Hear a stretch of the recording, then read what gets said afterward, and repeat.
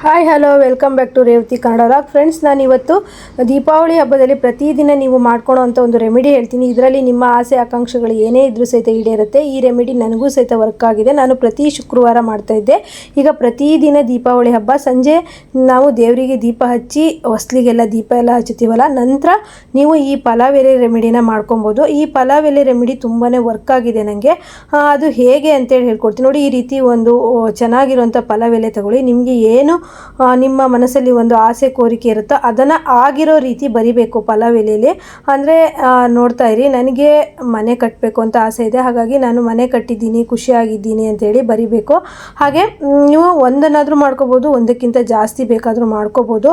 ಇದು ನೋಡಿ, ನಾನು ಚಿನ್ನ ತಗೊಂಡಿದ್ದೀನಿ, ನಂಗೆ ತುಂಬ ಖುಷಿಯಾಗಿದೆ, ಥ್ಯಾಂಕ್ ಯು ಯೂನಿವರ್ಸ್ ಅಂತ ಹೇಳಬೇಕು. ನಾವು ಯೂನಿವರ್ಸಿಗೆ ಥ್ಯಾಂಕ್ಸ್ ಹೇಳಬೇಕು. ಇದನ್ನು ನಾವು ಮನಸ್ಸಲ್ಲಿ ಮಾಡಿಕೊಂಡು ಬೆಳಗ್ಗೆ ನೀವು ಇದನ್ನು ಪ್ರಾರ್ಥನೆ ಮಾಡಿ ದೇವ್ರ ಹತ್ರ ಇಟ್ಟು ನಮಸ್ಕಾರ ಮಾಡ್ಕೊಳ್ಳಿ. ಬೆಳಗ್ಗೆ ಪೂಜೆ ಮಾಡಿದಾಗ ಸಂಜೆ ನೀವು ದೀಪಾವಳಿ ಹಬ್ಬ ಎಲ್ಲ ಮುಗಿಸ್ಬಿಟ್ಟು ನೆಕ್ಸ್ಟ್ ಸಂಜೆ ನೀವು ದೀಪವನ್ನು ಹಚ್ಚುತ್ತೀರಲ್ವ, ಹೊಸ್ಲಿಗೆ ಎಲ್ಲ ದೀಪ ಹಚ್ಚೆಲ್ಲ ಆದಮೇಲೆ ಇದನ್ನು ನೀವು ಈ ರೀತಿ ಎಲೆಗಳನ್ನು ಇದರೊಳಗೆ ಹಾಕ್ಕೊಂಡು ಸ್ವಲ್ಪ ಕರ್ಪೂರ ಹಾಕಿ ನೀವು ಇದಕ್ಕೆ ಸುಟ್ಟುಬಿಡಿ. ಫುಲ್ಲು ಸುಟ್ಟಬೇಕು. ಸುಟ್ಬಿಟ್ಟು ಅದು ಬೂದಿ ಆದಮೇಲೆ ನೀವು ಅದನ್ನು ಹೊರಗಡೆ ತೊಗೊಂಡೋಗ್ಬಿಟ್ಟು ಆ ಬೂದಿಯನ್ನು ಊದಬೇಕು.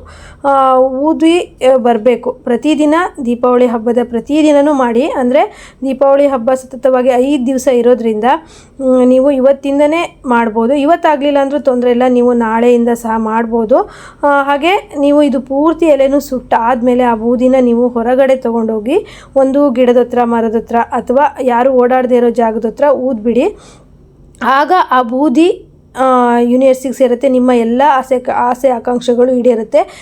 ಇದು ನನಗೆ 2-3 ಕೋರಿಕೆಗಳು ಈಡೇರಿದೆ. ನಾನು ಪ್ರತಿ ಶುಕ್ರವಾರ ಮಾಡ್ತಿದ್ದೆ. ಬೆಳಗ್ಗೆ ನಾನು ಪ್ರತಿ ಶುಕ್ರವಾರ ಪೂಜೆ ಮಾಡಿದ ನೆಕ್ಸ್ಟು ಇಟ್ಟಿರ್ತಿದ್ದೆ ದೇವ್ರ ಹತ್ರ ಬರೆದ್ಬಿಟ್ಟು.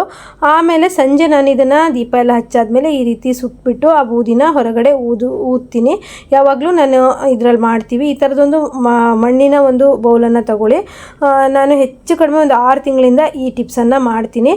ಹಾಗೆ ನಿಮಗೆ ಏನು ಆಸೆ ಇದೆ ಅದು ಆಗಿರೋ ರೀತಿ ಬರಿಬೇಕು. ಅಂದರೆ ನೀವೊಂದು ಟೈಲರ್ ಆಗಿದ್ದರೆ, ನನಗೆ ಬಟ್ಟೆ ತುಂಬ ಬಂದಿದೆ, ನನಗೆ ತುಂಬ ಖುಷಿಯಾಗಿದೆ, ನಾನು ತುಂಬ ಚೆನ್ನಾಗಿ ಬಟ್ಟೆ ಹೊಲಿತಿದ್ದೀನಿ, ಥ್ಯಾಂಕ್ ಯು ಯೂನಿವರ್ಸ್.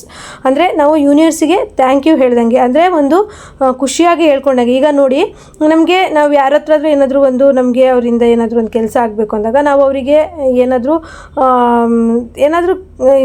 ಚೆನ್ನಾಗಿ ಮಾತಾಡಿಲ್ಲ ಅಂದವಾಗ ಅವರಿಗೆ ನಮ್ಮ ಮೇಲೆ ಒಂದು ಪ್ರೀತಿ ವಿಶ್ವಾಸ ಬರೋದಿಲ್ಲ.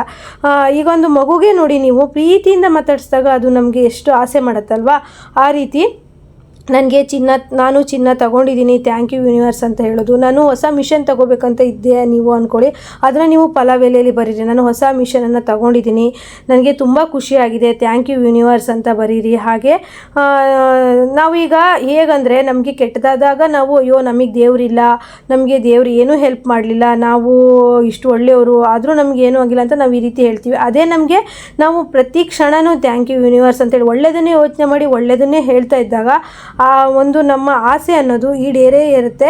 ಯಾಕಂದರೆ ನಾವು ಯಾವಾಗಲೂ ಪಾಸಿಟಿವ್ ಆಗಿ ಯೋಚನೆ ಮಾಡಬೇಕು, ಬಿಟ್ಟರೆ ನೆಗೆಟಿವ್ ಆಗಿ ಯೋಚನೆ ಮಾಡಬಾರ್ದು. ನೆಗೆಟಿವ್ ಆಗಿ ಏನು ಯೋಚನೆ ಮಾಡ್ತೀವೋ ಅದು ದಿನದಲ್ಲಿ ನಮಗೆ ಒಂದು 10 ಸಲ ಆ ನೆಗೆಟಿವ್ ಯೋಚನೆ, ಒಂದೇ ಯೋಚನೆ ಬಂತು ಅಂತ ಅಂದರೆ ಆ ಯೋಚನೆ ನಿಜ ಆಗಿಬಿಡುತ್ತೆ. ಅದರಿಂದ ಅದನ್ನೇ ನಾವು ಪಾಸಿಟಿವ್ ಆಗಿ ಯೋಚನೆ ಮಾಡೋಣ.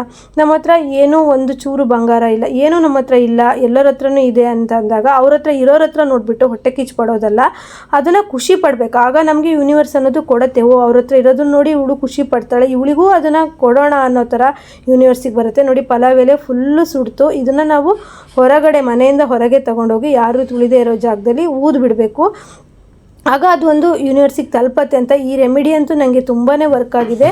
ಹಾಗೆ ನೀವು ದೀಪಾವಳಿ ಹಬ್ಬ ಮುಗಿದ ಮೇಲೂ ಸಹಿತ ಪ್ರತಿ ಶುಕ್ರವಾರ ಮಾಡ್ಕೋಬೋದು ಅಥವಾ ಗುರುವಾರನೂ ಸಹ ಮಾಡ್ಕೊಬೋದು. ಈ ರೀತಿ ಮಾಡಿ ನಿಮಗೆ ಜೀವನದಲ್ಲಿ ನೀವೇನು ಅಂದ್ಕೊಂಡಿರ್ತೀರೋ ಅದಾಗುತ್ತೆ. ಅದೇ ಆಗಿರೋ ರೀತಿಯೇ ನೀವು ಬರಿತಾ ಹೋಗಿ ಸಕ್ಸಸ್ ಅಂತೂ ಆಗುತ್ತೆ. ಇದರಲ್ಲಿ ಏನಾದರೂ ಡೌಟ್ಸ್ ಇತ್ತು ಅಂತಂದರೆ ನನಗೆ ಕಮೆಂಟ್ ಮಾಡಿ. ನೆಕ್ಸ್ಟ್ ವಿಡಿಯೋದೊಂದಿಗೆ ಇದನ್ನು ಹಂಚ್ಕೊಳ್ತೀನಿ ಅಂತ ಹೇಳ್ತಾ ಈ ವಿಡಿಯೋನ ಇಲ್ಲಿಗೆ ಮುಗಿಸ್ತಾ ಇದ್ದೀನಿ. ನೆಕ್ಸ್ಟ್ ವಿಡಿಯೋದೊಂದಿಗೆ ಮತ್ತೆ ಬರ್ತೀನಿ. ಎಲ್ರಿಗೂ ಬಾಯ್.